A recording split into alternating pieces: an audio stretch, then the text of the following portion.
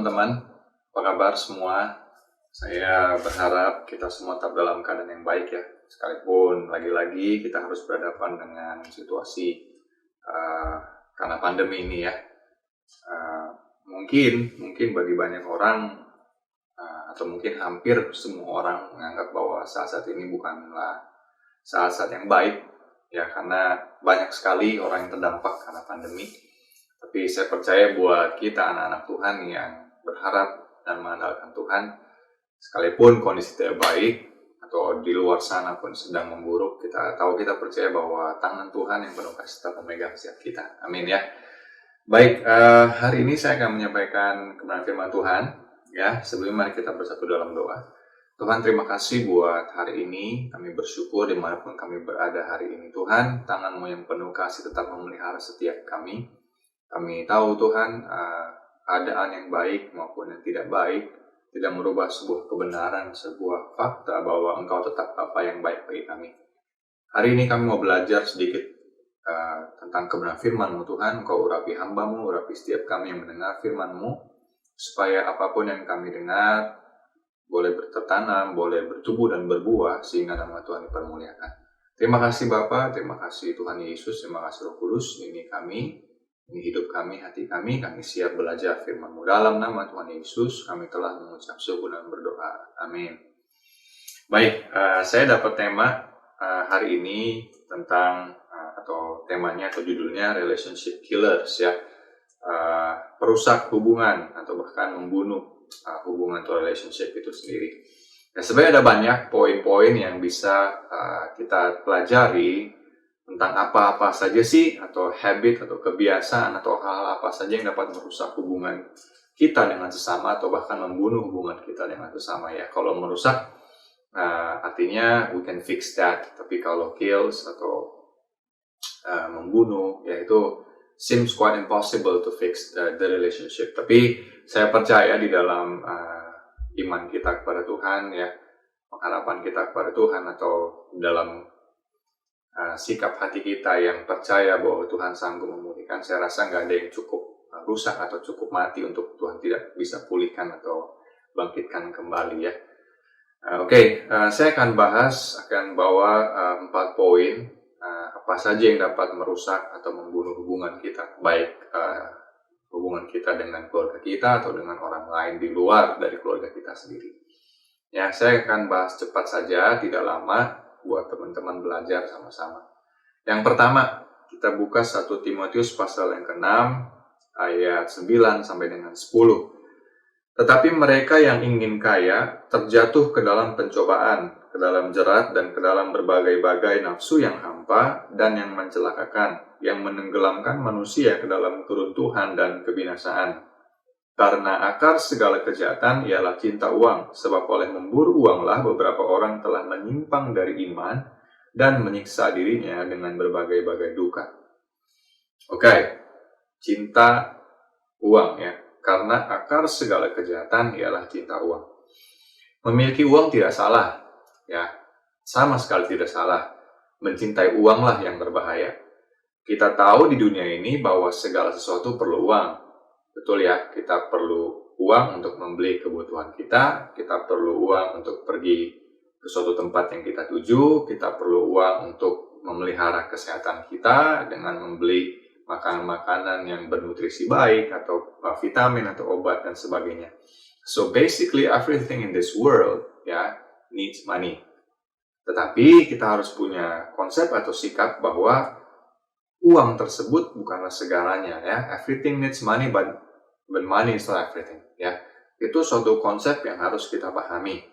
Nah, cinta uang yang dimaksud itu seperti apa? Nah, ini saya ambil sedikit kutipan terjemahan dari Amplified Bible ya. Cinta uang di sini diartikan greedy desire, kemudian willingness to gain it unethically. Jadi suatu hasrat serakah dan keinginan untuk memperolehnya dengan tidak etis ya, dengan suatu sikap yang tidak baik. So people will try everything ya, seolah-olah orang akan berusaha melakukan apapun untuk memperoleh uang, mengejar uang untuk memperolehnya dengan cara yang tidak baik. Nah, Alkitab mengatakan akibat dari cinta uang, yang pertama ya, menurut 1 Timotius pasal 6 ayat yang ke-10, yang pertama menyimpang dari iman. Berapa banyak kita dengar, kita tahu bahwa ada begitu banyak orang-orang Kristen, orang-orang percaya yang menjual imannya hanya untuk memperoleh uang dan kekayaan. Bukan lagi suatu rahasia umum ya. Gak sedikit orang-orang percaya, bahkan mungkin di sekitar kita, yang rela menukar imannya hanya untuk menjadi kaya, hanya untuk memiliki begitu banyak harta dan uang bagi hidupnya. Menyimpang dari iman. Yang kedua, menyiksa diri dengan berbagai-bagai duka. Ya, manusia rela melakukan apapun, berjerih lelah, berjerih payah, mengorbankan apapun, bahkan siapapun, untuk memperoleh kekayaan dan uang. Ya, ini saya rasa ini fakta ya, suatu realita hidup, bahwa orang rela kehilangan orang yang dikasihnya atau orang-orang yang mengasihinya hanya untuk memperoleh kekayaan, hanya untuk memperoleh uang. Itu membuat diri mereka akhirnya masuk dalam berbagai-bagai duka, karena at the end mereka akan realize bahwa kekayaan, bahwa uang bukanlah yang mereka butuhkan. That's not the real priority. That's not what they need. Actually, they need other people. Mereka perlu orang lain, perlu orang-orang yang mengasihi mereka dan orang-orang untuk dikasihi oleh mereka sendiri. Orang-orang rela mengejar uang, membuat dirinya begitu lelah, kerja dari pagi sampai malam, membuat dirinya rela kehilangan hubungan dengan orang lain, dengan keluarganya, hanya untuk mendapatkan kekayaan. Ada banyak faktor kenapa orang bisa seperti itu. Yang pertama mungkin karena mereka punya latar belakang atau background di mana mereka belum pernah mengecap yang namanya memiliki uang yang banyak atau kekayaan yang banyak, sehingga ketika mereka punya kesempatan, opportunity to get that, they will chase it. Ya, mereka akan berjuang mengejar itu. Akhirnya mereka lupa bahwa hal-hal yang esensial ada di sekitar mereka. Atau yang kedua, kenapa orang bisa begitu giat mengejar uang dan mengejar kekayaan sampai rela mengorbankan orang-orang di sekitarnya, hubungan dengan banyak orang? Mungkin karena nyaman atau merasa nyaman dengan keadaan di mana mereka tampak memiliki segalanya, memiliki banyak hal. Tapi ini merupakan hal yang salah. Kenapa? Karena ketika seorang sudah menempatkan uang sebagai segalanya, yang lain maka dianggap tidak penting. Ya, baik manusia sesamanya maupun Tuhan yang menjadikan dirinya apa adanya saat ini. Nah, kita tahu bahwa bukan uangnya yang berdosa, tapi sikap hatinya yang salah. Jadi uang tidak salah, tapi sikap hati terhadap uang itu yang salah, yang akhirnya berakibat kepada hubungan kita dengan orang lain dan hubungan kita dengan Tuhan. Nah, bagaimana cara kita mengalahkan cinta uang? Ya, 1 Timotius pasal 6 ayat 6 bilang begini, memang ibadah itu kalau disertai rasa cukup memberi keuntungan besar, sebab kita tidak membawa sesuatu apa ke dalam dunia dan kita pun tidak dapat membawa apa-apa keluar, asal ada makanan dan pakaian cukuplah. Ya, 1 Timotius 6 ayat 6 sampai 8, bahwa kita mendapatkan apa yang memang seharusnya kita dapatkan. Ya, kita harus merasa cukup. Gimana cara overcome, cara mengalahkan cinta akan uang tersebut? Merasa cukup. Suatu sikap bersyukur bahwa semuanya sesuai dengan keperluan kebutuhan kita. Bersyukur atas apa yang ada dan tidak mengeluh atas apa yang tidak ada. Ini suatu sikap hati untuk mengalahkan cinta uang adalah sadar bahwa apa yang ada sekarang patut disyukuri. Apa yang ada sekarang patut diterima dengan baik, dengan rasa ucapan syukur bahwa Allah tahu ini yang kita perlukan. Yang kedua adalah berharap hanya kepada Allah. Ya. Di ayat 17 dikatakan, 1 Timotius 6 ayat 17, peringatanlah kepada orang-orang kaya di dunia ini agar mereka jangan tinggi hati dan jangan berharap pada sesuatu yang tak tentu seperti kekayaan, melainkan pada Allah yang dalam kekayaannya memberikan kepada kita segala sesuatu untuk dinikmati. Nah, sebagai referensi coba kita buka di Lukas pasal 16 ayat 19 sampai 31, atau kita terus sebenarnya itu kepanjangan ya. Saya akan singkat saja. Jadi Lukas pasal 16 ayat 19 sampai 31 itu bicara tentang perumpamaan Yesus, Lazarus orang miskin dan si orang kaya. Kita pernah dengar kisah ini, kita pernah tahu ceritanya bagaimana Lazarus yang seorang miskin ini mengemis ya, berharap dapat sedikit makanan dari si orang kaya tapi tidak diberikan, dan at the end of the story si orang kaya ini masuk ke dalam neraka ya, atau penderitaan kekal, dan Lazarus ada di pangkuan Abraham dalam kerajaan surga ya. Ini seperti suatu penggambaran yang Yesus berikan bagi orang-orang Israel atau orang-orang Yahudi pada masa itu. Nah, kisah ini sebenarnya bukan serta-merta hanya bicara soal orang kaya yang pelit semasa hidupnya, lalu ketika meninggal masuk ke dalam penderitaan kekal. Kalau kita baca keseluruhan pasal 16 dari Lukas pasal 16 ini, Yesus sedang memberikan perumpamaan yang berkaitan dengan mamon atau dengan uang. Ya, perikop pertama, penekanan Yesus ya, itu soal mengikat persahabatan dengan mempergunakan mamon atau uang. Perikop yang kedua, Yesus bicara soal mengabdi kepada Allah atau kepada mamon. Dan perikop ketiga tentang Lazarus ini dan si orang kaya ini lebih dari sekedar sikap serakah dan pelit dan belas kasihan kepada yang miskin. Nah, kalau kita melihat dalam konteks sejarah, pada masa Yesus ada di saat itu, orang Israel berada di bawah penjajahan Roma, di mana pada masa itu banyak orang Yahudi menjadi miskin dan menderita dan berusaha mengejar hal-hal lahiriah ya untuk menghidupi diri dan keluarganya. Itu tidak salah. Namun tidak sedikit juga yang menjadi salah akibat keinginan ini. Ya, banyak juga orang-orang yang berusaha mengejar pencukupan dirinya, kemudian akhirnya salah karena berusaha mengejar kekayaan, berusaha mengejar harta. Ya, perumpamaan tentang Lazarus dan orang kaya lebih mengarah sebenarnya kepada sebuah konsep dan sikap hati yang tidak bergantung kepada harta duniawi, namun hanya kepada Allah.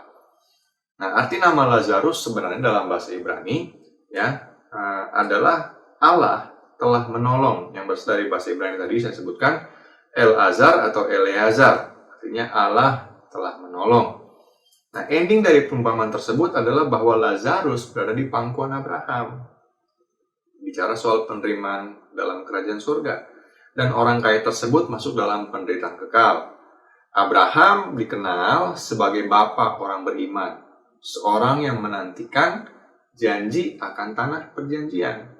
Kita tahu Abraham dipanggil ya dari tanah kelahirannya untuk berangkat, kata Tuhan, kata Allah kepada Abraham, pergilah ke tanah yang akan kuberikan kepadamu. Nah, maka dari perumpamaan yang Yesus berikan soal Lazarus dan orang kaya tadi, kita dapat mengambil pemahaman bahwa orang yang diterima dalam kerajaan surga adalah mereka yang berharap hanya kepada pertolongan Allah dan yang hidup hanya oleh iman kepada Allah. Bahwa ada tujuan lain yang harus dikejar, yaitu tanah perjanjian baru yang ada di surga, di mana kita berada bersama-sama dengan Allah sendiri. Bahwa kebahagiaan dunia, ya kekayaan, kemewahan, kemegahan, status sosial yang baik, atau bahkan penderitaan di dunia karena kelaparan, kemiskinan, mungkin kesukaran hidup, tidak pernah sebanding dengan kebahagiaan kekal yang menanti bagi setiap kita orang percaya. Nah, jadi seolah-olah Yesus pengen mengarahkan kepada orang Yahudi, yuk stop berhenti mengejar kekayaan duniawi. Arahkan diri kita, arahkan pandangan kita kepada kekayaan surgawi. Kalau saat ini kita punya banyak, bersyukur. Kalau saat ini kita punya apa adanya seperti yang kita punya sekarang, bersyukur. Tapi jangan lupa arahkan hati dan pikiran kita hanya kepada Allah. Supaya apa? Jangan sampai kita cinta uang, kita berusaha mengejar kekayaan, rusaklah sudah hubungan kita, baik dengan sesama kita maupun dengan Tuhan. Kenapa? Karena kita berusaha mengejar hal-hal tersebut, mengorbankan semua. Waktu, tenaga, hubungan dengan istri, hubungan dengan suami, hubungan dengan anak, hubungan dengan orang tua, hubungan dengan teman-teman, sahabat, kita semua rusak gitu. Terlebih hubungan kita dengan Tuhan. Nah, kemudian apa cara kita untuk melawan cinta uang? Yang ketiga, berbuat baik dalam kebajikan, suka memberi dan membagi. Ini ada di 1 Timotius 6 ayat 18. Peringatkanlah agar mereka itu, orang-orang kaya tadi yang disebutkan di 17, berbuat baik, menjadi kaya dalam kebajikan, suka memberi dan membagi. Bukti dari kita benar-benar ingin mengalahkan rasa cinta kepada uang adalah willingness to let go of the money itself, dengan cara suka memberi.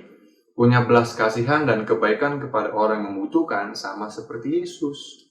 Dengan melakukan ini, kita menjadikan diri kita murid Tuhan. Karena kita meneladani pribadi Yesus. Yang punya kasih, suka memberi, suka menolong, suka berbuat kebaikan. Jadi jangan biarkan rasa cinta kepada uang merusak hubungan kita dengan orang banyak. Kita tutup mata, kita lupa bahwa ada banyak orang di sekitar kita.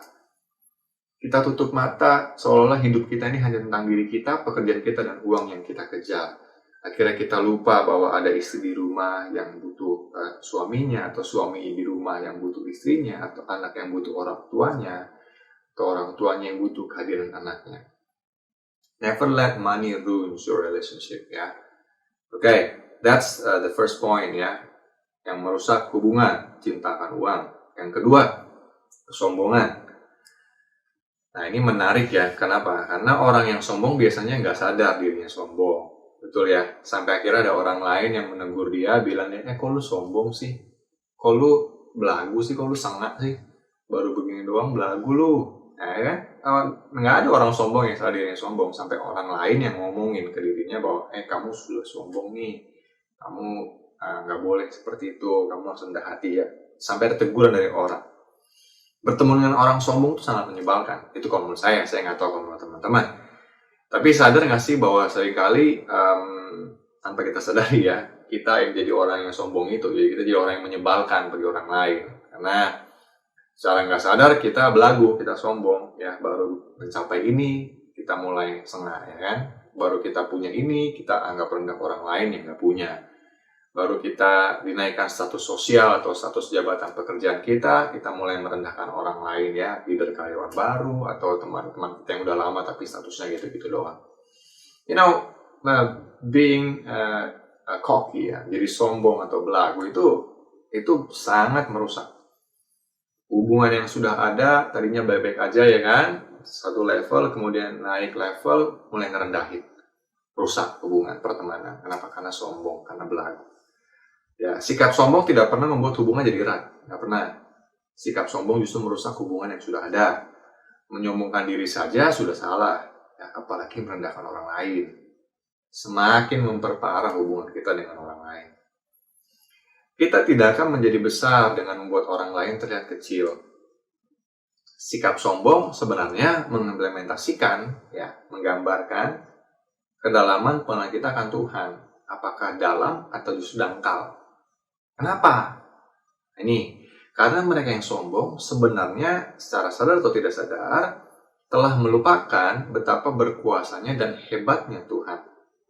Yang kedua, orang yang sombong sebenarnya menantang kebesaran dan kuasa Tuhan itu sendiri. Kenapa? Karena seolah-olah yang paling hebat adalah dirinya. Yang ketiga, yang menurut saya ya fatal adalah orang yang sombong itu biasanya secara sadar maupun nggak sadar melupakan kemurahan Tuhan dalam hidupnya. Padahal apa yang kita punya, siapapun kita orangnya, hari ini kita ada semua karena kemurahan Tuhan. Paulus pernah bilang di 1 Korintus pasal 15 ayat yang ke-10, tetapi karena kasih karunia Allah, aku adalah sebagaimana aku ada sekarang. So we are now, as we are now, is only because of the grace of God. Hanya karena kemurahan anugerah Tuhan. Kita nggak boleh sombong, nggak boleh belagu. Well, memang ya konteksnya pada saat Paulus bicara perkataan tadi 1 Korintus 15 ayat 10, bicara soal dirinya yang mendapat panggilan Tuhan Yesus untuk menjadi rasul setelah apa yang diperbuatnya, ya.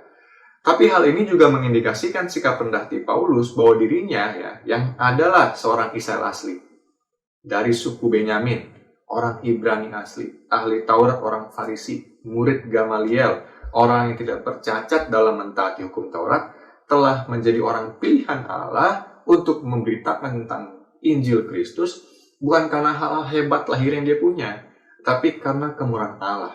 Jadi Paulus menunjukkan sikap rendah hati bahwa apa yang dia lakukan sekarang, yang memberitakan Injil, semua karena kemurahan Allah yang telah memilih dia. Harusnya sikap hati ini juga kita punya, bahwa apa yang kita punya saat ini, status yang kita punya saat ini, semua juga karena kemurahan Tuhan. Mungkin kita akan berkata, aku kerja keras, yang lain tidur, aku kerja. Yang lain weekend jalan-jalan, aku kerja. I deserve this. Ya, I earn this, ya. Kita semua orang bisa mengatakan hal seperti itu. tapi jangan lupakan elemen penting di baliknya, bahwa ada perkenanan dan kemurahan Tuhan. Jangan sampai kita sombong, kita belagu, akhirnya orang-orang yang tadi dekat dengan kita menjauhi kita. Kenapa? Dulu lu nggak begini, sekarang lu jadi kaya, sombong. Dulu lu nggak begini, sekarang lu jadi manajer, sombong. Jadi direktur, sombong. Dulu lu nggak begini, sekarang lu udah berubah kehidupannya, jadi orang yang berduit, sombong. Jangan sampai kita kehilangan orang hanya karena sikap hati kita yang sombong. Ya, jangan sampai kita membuang orang-orang yang ada di sekitar kita, bahkan mungkin mereka lah orang-orang yang membantu kita berada di posisi tinggi saat ini. Kalau kita mulai besar kepala, tinggi hati, ya, melupakan mereka dan lebih parah lagi melupakan Tuhan. Ya. Teladan yang paling sempurna itu Tuhan Yesus. Kenapa? Di Filipi pasal yang kedua, ya, ayat 3-11 kita tahu bagaimana Yesus merendahkan dirinya, ya, mengambil rupa seorang manusia, mengosongkan dirinya, menanggalkan kealahannya untuk menjadi manusia dan mati di kayu salib. Dia yang maha mulia, maha kudus, maha tinggi, rela meninggalkan semuanya, ya, untuk menjadi hamba, supaya kamu dan saya selamat, supaya kita semua selamat, beroleh keselamatan lewat kematiannya. Yesus menunjukkan sikap yang rendah hati, ya, dibuktikan. Jadi kalau Yesus mengatakan dalam Matius pasal 11 ayat 28-30, ya, yang dia bilang begini, maksudnya yang Tuhan Yesus mengatakan, pikulah kuk yang kupasang, gitu ya, dan belajarlah kepada aku sebab aku lemah lembut dan rendah hati. Belajarlah kepadaku, belajarlah kepada Yesus, sebab dia lemah lembut dan rendah hati. Nah, Yesus ini bukan cuma sekedar ngomong, aku rendah hati loh, enggak, tapi dia buktikan. Sebenarnya nggak ada orang yang rendah hati bilang atau mengklaim dirinya rendah hati, nggak ada. Tapi Yesus boleh mengatakan hal tersebut. Kenapa? Karena dia telah membuktikannya bahwa dia Allah dan dia jadi manusia.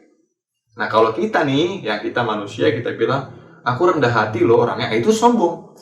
Karena kita belagu mengatakan seolah kita orang yang rendah hati. Nggak perlu. Rendah hati nggak perlu diumbar-umbar, diucapkan lewat perkataan, cukup lewat perbuatan. Ya, kemudian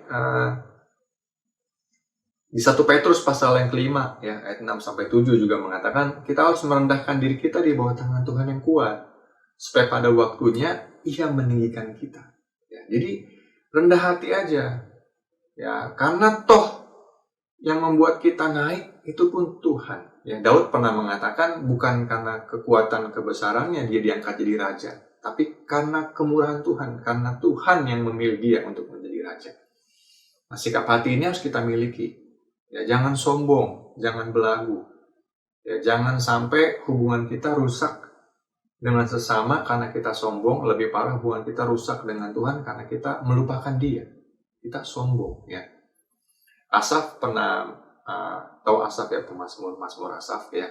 Dalam tulisan yang mengatakan begini di Mazmur, dalam doanya, ya, Tuhan berikanlah kepada aku apa yang menjadi bagianku. Nah, ini menarik doanya, ini dengan bahasa saya sendiri, ya, terjemahan saya pribadi. Berikanlah kepada aku yang menjadi bagianku, supaya ketika aku mendapatkan apa yang aku inginkan, aku tidak melupakan Engkau. Dan kalau aku tidak mendapatkan yang aku inginkan, aku tidak menghujat Engkau atau mencemoohkan Engkau, Tuhan. Nah, ini kan sikap bersyukur, ya, bahwa apa yang kita ada sekarang, pertama karena kemurahan Tuhan, yang kedua kalau kita dapatin, kita nggak lupain Tuhan. Ya. Jangan sampai kita berdoa mengejar sesuatu, Tuhan kabulin, kita lupain Dia. Dan kita pikir itu semua karena kemampuan, kehebatan, kekuatan kita. Ya, itu salah. Oke, yang ketiga, apa sih yang dapat merusak hubungan kita dengan sesama? Ya, yang ketiga, ini hawa nafsu, percabulan, ya. Ini contoh yang paling yang diberikan sebenarnya kepada saya. Contohnya ada di 2 Samuel 11 ayat 1-27. Ini kisah Daud dan Batsyeba. Kita tahu kisah ini sangat terkenal, bahkan dari zaman saya masih sekolah minggu pun udah diajarin juga. Kejatuhan Daud, ya. Daud berdosa, tapi penekanan untuk sekolah minggu lebih kepada kerendahan hati untuk minta ampun sih, ya, ketika Nabi Nathan menegur. Nah, karena kita sudah orang dewasa, kita akan bahas seperti ini, bahwa Daud berzina dengan Batsyeba. Kisah tentang Daud dan Batsyeba, ya, memberikan pelajaran bahwa ketika seorang, baik laki-laki maupun perempuan, dikuasai oleh hawa nafsu, maka ia mampu melakukan hal-hal yang di luar batas wajar. Dalam hal ini dalam hal ini Daud melakukan pembunuhan berencana atas suami Batsyeba dan kemudian berzina dengan Batsyeba. Akibatnya apa? Yang paling jelas adalah rusak, sudah hancur, sudah hubungan antara Bathsheba dengan suaminya. Kenapa? Karena suaminya sudah mati, dibunuh oleh Daud. So there is no relationship at all. Ya. Yang kemudian hubungannya Daud dengan Tuhan hancur, rusak. Kenapa? Karena Daud berdosa. Saya bisa bayangkan saat itu orang-orang yang tahu di sekelilingnya juga, bahkan mungkin panglimanya Yoab saat itu yang disuruh, kan Daud suruh Yoab bilang, suruh suaminya Bathsheba maju ke paling depan, akhirnya mati biasa. Yoab pun tahu bahwa Daud merencanakan hal ini. Kemudian Daud berzina atau mengambil istri dari si Uria atau si Bathsheba itu untuk menjadi istrinya. Saya rasa respect Yoab kepada Daud mulai turun, dan itu terimplementasi dalam pasal-pasal berikutnya. Terlebih konsekuensi dari akibat dosa Daud adalah rusak kerajaannya. Ya, Nabi Nathan mengatakan bahwa nanti istri-istrimu akan dihampiri di depan seluruh bangsa Israel. Itu dibuktikan ketika Absalom ya menghampiri istri-istri Daud dalam kemah ya untuk dilihat oleh orang Israel. Jadi dipermalukan luar biasa ya. Sudah hubungannya rusak dengan Tuhan, plus dipermalukan pula oleh keturunannya sendiri. Jadi ini jadi akibat dari dosa Daud. Nah, tapi yang menarik begini, kisah Daud dan Bathsheba atau kejatuhan Daud ya dalam kisah di 2 Samuel 11 ini bukan menceritakan tentang seorang pria yang tidak mengenal Tuhan. Justru ini kisah kejatuhan tentang orang yang dipilih Tuhan, tentang orang yang mengenal Tuhan, suka akan Taurat Tuhan, suka memuji menyembah Tuhan, suka berada di hadirat Tuhan, seorang pemimpin yang besar, seorang yang diurapi, seorang pemenang yang menaklukkan Goliat, seorang raja yang diagungkan oleh kerajaan-kerajaan lain di saat itu, dan seorang yang mengaku mencintai Tuhan lebih dari apapun. So you can imagine bahwa orang yang terlihat begitu rohani, begitu spesial, toh bisa jatuh juga. Ya ini suatu suatu pelajaran buat kita bahwa nggak ada orang yang invincible ya, nggak ada orang yang bisa dikalahkan atau nggak ada orang bisa jatuh lah. Semua orang ini punya potensi untuk jatuh dalam dosa. Daud sebegitu cintanya kepada Tuhan, toh jatuh juga, gagal juga, berdosa juga. Nah, tapi yang menarik adalah begini, kalau kita bicara soal hawa nafsu, soal dosa, ya karena percabulan atau pornografi, saya rasa kita semua udah banyak lah, ya tahu apa yang sudah dihadapi, kemudian bagaimana caranya dan bla bla bla ya, and so on and so on. That we listen maybe multiple times ya di gereja ya, gimana sih, kenapa orang bisa jatuh dalam dosa ini dan kemudian cara menanganinya bagaimana dan diberikan arahan-arahan seperti itu bagus ya. Tapi saya mau coba open our mind ya dengan satu simple perspektif. Ini kalau saya baca ya dari 2 Samuel pasal 11 ini tentang Daud dan Bathsheba, kunci kejatuhan Daud itu ada di ayat yang pertama. 2 Samuel 11 ayat yang pertama, judul perikopnya Daud dan Bathsheba.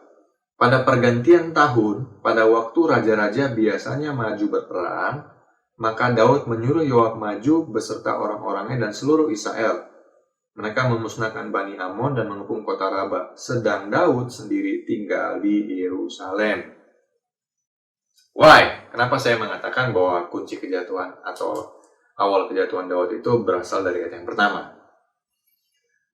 Karena Daud tidak melakukan apa yang seharusnya dilakukan dan menjalankan fungsinya atau perannya sebagai seorang raja, sebagai seorang yang dipilih Tuhan. Seandainya Daud saat itu pergi berperang, seperti yang memang biasa dilakukan oleh raja-raja pada masa itu, bahwa harus perang dan menaklukkan, seperti yang memang seharusnya dilakukan Daud sebagai seorang raja, memimpin pasukannya, berada di tengah pasukannya, berperang melawan kerajaan lain, saya rasa Daud nggak akan berzina dengan Bathsheba. Seorang tidak mungkin tersandung karena batu yang besar. Justru seorang tersandung karena batu yang kecil yang tidak disadari.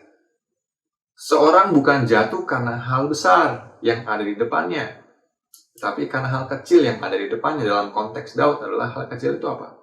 Maybe saat itu Daud mungkin feeling tired lah. Ya sudahlah, saya sudah berperang tahunan. I just want to be with myself, ya, me time. I will stay in Jerusalem, ya kan? Lalu dia kirim semua pasukan dan perangnya, go ahead, go war, win this war, ya kan?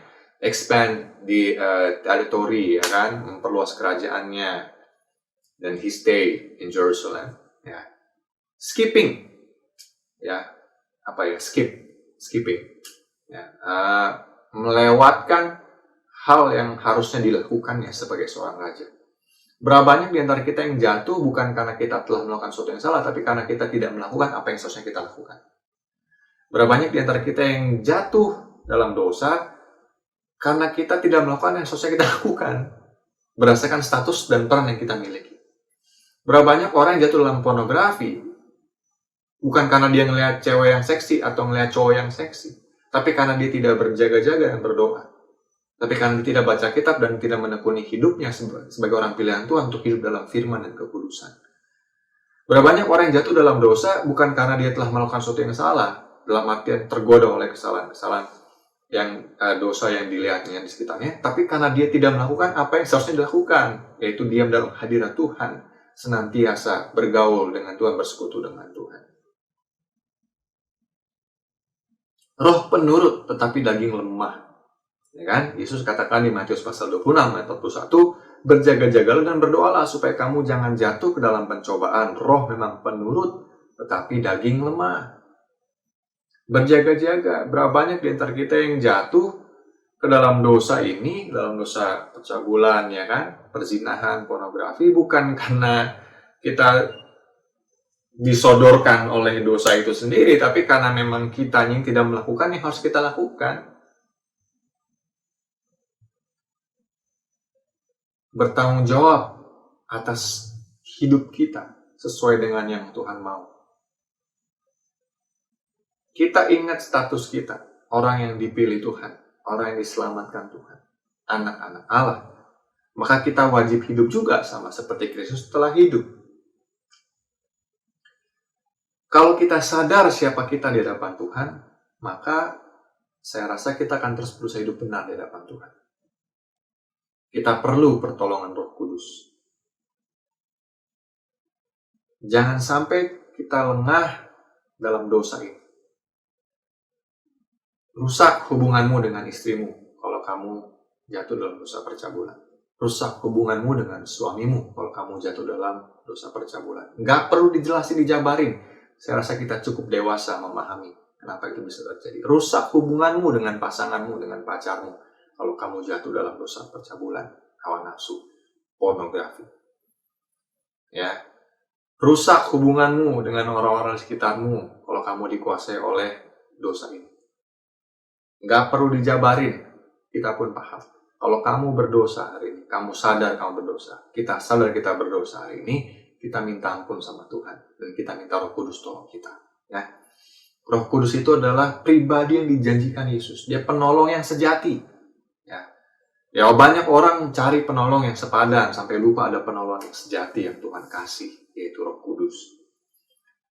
Roh Kudus akan menginsafkan dunia akan dosa. Ia akan mengingatkan kita akan perkataan Tuhan Yesus dan menjaga kita tetap kudus. Orang yang kan kita tahu Alkitab mengatakan begini, pergaulan buruk merusak kebiasaan yang baik. Ya. Orang yang baik, orang yang benar, bergaul sama orang yang tidak benar bisa rusak. Tapi bisa nggak orang yang benar bergaul bisa nggak orang yang tidak benar, yang tidak kudus, gitu ya, bergaul dengan orang yang benar lalu bisa jadi kudus? Maybe yes, maybe no. Tapi menurut saya orang yang tidak benar atau orang yang tidak kudus bisa jadi kudus bukan kalau dia bergaul dengan orang-orang benar, tapi kalau dia bergaul dengan Roh Kudus. Kalau dia mengenal siapa Tuhan dan minta dikuduskan. Karena yang dapat bisa menguduskan itu hanya Tuhan sendiri. Ya, yang bisa membuat kita tetap kudus itu hanya Roh Kudus. Makanya penting bergaul setiap hari dengan Roh Kudus, setiap saat berkomunikasi dengan Tuhan. Dalam doa pagimu, doa pribadimu, dalam doa di malam hari sebelum kamu tidur, atau dalam kegiatan aktivitas kamu sehari-hari, kamu bergaul, berkomunikasi dengan Tuhan, minta Roh Kudus tolong. Ya, itu doa yang dapat memampukan kita. Ya, menjaga kita tetap kudus sehingga hubungan kita dengan Tuhan tetap baik. Dan hubungan kita dengan sesama manusia pun juga tetap baik. Bayangin kalau seorang dikuasai dosa percabulannya. dikuasai oleh pornografi.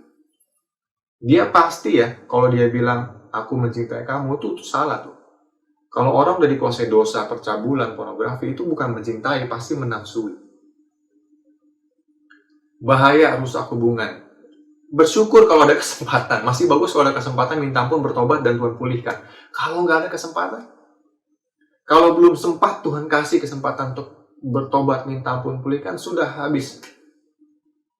Sia-sia jadi orang Kristen tahunan, ya. Sia-sia pelayanan, sia-sia khotbah, sia-sia mimpin jemaat, sia-sia semua yang kita lakukan, hal-hal yang kita lakukan. Hanya karena kita gagal dan kita tidak punya kesempatan kedua. I know God is the God of second chances. Yes, I know. Tapi kita nggak boleh hidup seperti itu, seolah-olah Tuhan akan terus mengampuni kita. Sekalipun memang Tuhan akan terus mengampuni kita. Ya, Tuhan akan terus mengampuni kita. Masalahnya kita punya nggak kesempatan untuk minta ampun, atau kita punya nggak kemauan untuk minta ampun.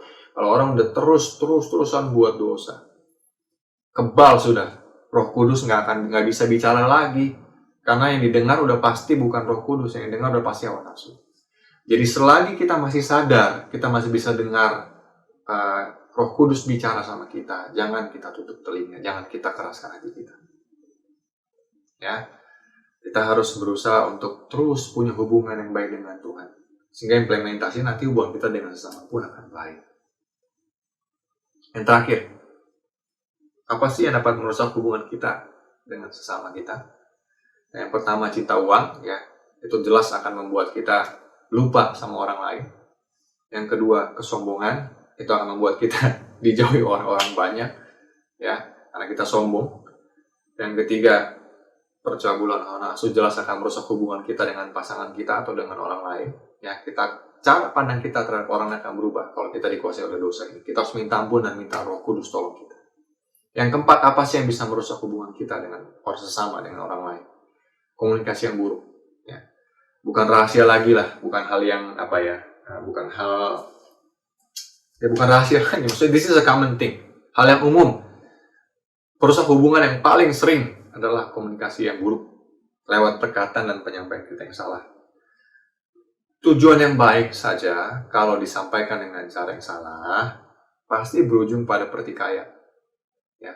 Apalagi jika berbicara dengan cara yang salah dan nggak punya tujuan yang baik, itu udah pasti ruin everything. Ya, chaos gitu. Yakobus pasal 3 ayat 5-6 ya, mengibaratkan lidah seperti api, sekalipun kecil dapat membakar hutan yang besar. Betapa mengerikannya lidah yang tidak dijaga dengan baik. Ya kan? Hubungan yang dibangun bertahun-tahun bisa rusak hanya karena salah bicara. Atau keceplosan, ngomong, tersinggung, rusak sudah hubungan, berantem.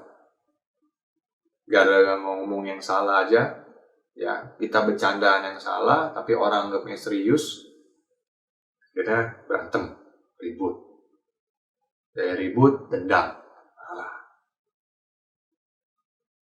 Amsal 15 ya, ayat 1 dan 4 itu mengatakan begini. Amsal pasal 15. Amsal 15 ayat 1 dan 4 ini ngajarin kita soal perkataan, soal bagaimana kita berkomunikasi dengan baik dengan sesama. Amsal 15 ayat yang pertama, jawaban yang lemah lembut meredakan kegeraman, tetapi perkataan pedas membangkitkan marah. Ayat yang keempat, lidah lembut adalah pohon kehidupan, tetapi lidah curang melukai hati. Gimana sih cara kita ngomong sama orang sebenarnya? Yang benar itu menurut Amsal ini adalah kita bicara kepada orang dengan lemah lembut. Dengan lemah lembut.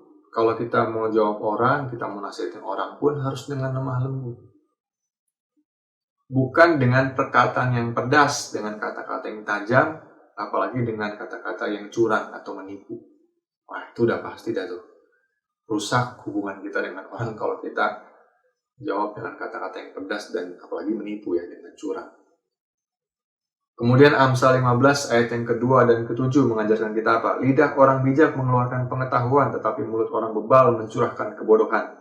Bibir orang bijak menaburkan pengetahuan, tetapi orang bebal tidak jujur. Ya, ini ngajarin apa nih? Amsal 15 ayat 2 dan 7. Bahwa perkataan kita sebenarnya mencerminkan siapa kita. Ya kan? Lidah orang bijak mengeluarkan pengetahuan. Nah, kalau perkataan kita nih semuanya tentang bobrok mulu, itu implementasi dari hidup kita, dari diri kita. Omongan kita tuh kasar mulu, kotor mulu, porno mulu yang diomongin, itu diri kita terimplementasi. Apa yang kita bicarakan itu mencerminkan siapa diri kita. Ya kan? Kalau orang bijak mengeluarkan perkataan yang penuh pengetahuan, ya menaburkan pengetahuan, tapi mulut orang bebal mencurahkan kebodohan. Yang diomongin ini nggak penting semua. Yang diomongin itu menimbulkan pertikaian, perpecahan mulu. Ya kenapa? Karena orang bebal, karena bukan orang bijak. Ya kan? Gak jujur, bohong mulu, ya itu implementasi dirinya bahwa dia memang bukan orang yang benar, tapi orang yang bebal, orang-orang yang salah. Kita harus sadar bahwa apa yang kita omongin itu, apa yang kita ucapkan itu mencerminkan siapa kita. Terlebih lagi mencerminkan siapa yang ada dalam hati kita. Mana mungkin orang yang punya Tuhan dalam hatinya kerjanya nipu-nipu, nyakitin orang mulu, ngomong gak dijaga, maksudnya gak dipikir gitu ya. Gak mungkin lah.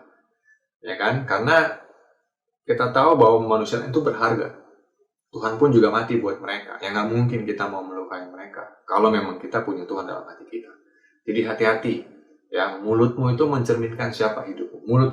Mulutku mencerminkan siapa kita dan siapa aku. Kita harus hati-hati. Amsal 15 ayat 23 dan 28 mengatakan begini, seseorang bersuka cita karena jawaban yang diberikannya dan alangkah baiknya perkataan yang tepat pada waktunya. Ayat 28, hati orang benar menimbang-nimbang jawabannya, tetapi mulut orang fasik mencurahkan hal-hal yang jahat. Ya, kita belajar dari Amsal ini, perkataan kita harus tepat pada waktunya. Kalau mau diomongin itu, mau ngomong dulu, dipikir dulu. Orang benar menimbang-nimbang jawabannya. Mikir, kalau mau ngomong tuh mikir dulu. Supaya apa yang kita sampaikan, kita ucapkan tidak melukai hati orang lain. Kalau kita melukai orang lain, bisa jadi orang lain pun akan mengucapkan yang melukai hati kita. Lalu kita sama-sama terluka, lalu kita ribut, kita berantem, nggak ada damai di situ. Tuhan dipermalukan. Ya, ingat bahwa apapun yang kita katakan, kita lakukan, itu selalu berkenaan dengan dua hal. Mempermalukan Tuhan atau mempermuliakan Tuhan. Jadi harus jaga baik cara kita hidup. Jangan sampai apa yang kita katakan, kita lakukan malah bikin Tuhan malu. Malah mempermalukan Tuhan. Bukan bikin Tuhan malu. Mempermalukan Tuhan di depan orang banyak. Tapi biarlah hidup kita, perkataan kita, perbuatan kita, ya, serta-merta bukan cuma sekedar supaya hubungan kita baik dengan orang. Tapi supaya kita mempermuliakan Tuhan di depan banyak orang. Mari kita sama-sama lakukan firman Tuhan, jaga lidah kita. Bukan hanya untuk menjaga kita dengan sama, tapi juga mencerminkan Kristus bagi orang lain. Bahwa kita sebagai murid Kristus harus mengatakan segala sesuatu dengan baik dan benar, supaya Tuhan dipermuliakan. Amin buat firman Tuhan ya. Jadi saya bagikan 4 poin saja yang dapat merusak hubungan. Yang pertama, cinta uang. Kesimpulan buat teman-teman semua, yuk jangan biarin hati kita melekat sama kekayaan duniawi ya. Jangan sampai kita rela meninggalkan, mengorbankan orang lain hanya untuk mengejar kekayaan. Yang kedua, jangan sampai kita jadi orang yang arogan, jangan sampai kita jadi orang yang sombong. Akhirnya orang lain pun menjauh dari kita, ya. Karena nggak ada orang yang mau dekat sama orang sombong, nggak ada. Kemudian yang ketiga, jangan sampai kita dikuasai oleh hawa nafsu percabulan, ya. Pornografi, kalau ada di antaramu yang masih terikat pornografi, tinggalkan. Ya. Bicara soal dosa itu, kamu harus tanggalkan, ya, karena itu seperti jubah yang melekat dalam hidup kita, ya, dosa. Tanggalkan, kemudian tinggalkan, ya, tanggalkan dan tinggalkan. Kejarlah kekudusan. Jangan sampai hubungan kita dengan pasangan kita rusak karena kita dikuasai oleh percabulan dan nafsu. Yang keempat, jaga lidah. Komunikasi kita harus baik. Jangan sampai apa yang kita ucapkan dan cara kita mengucapkannya membuat orang lain terluka. Akhirnya saling melukai. Kalau saling melukai, tidak ada damai, berantem, ribut, Tuhan dipermalukan. Ya, ingat apa yang kita katakan, apa yang kita lakukan berkenaan dengan dua hal.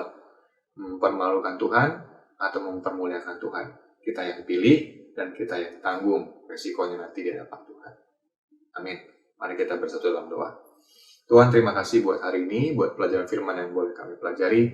Dalam waktu yang singkat ini kami belajar kebenaran firman-Mu Tuhan, ajar kami untuk tidak mencintai uang. Kami bersyukur untuk apa yang Tuhan berikan saat ini kepada kami.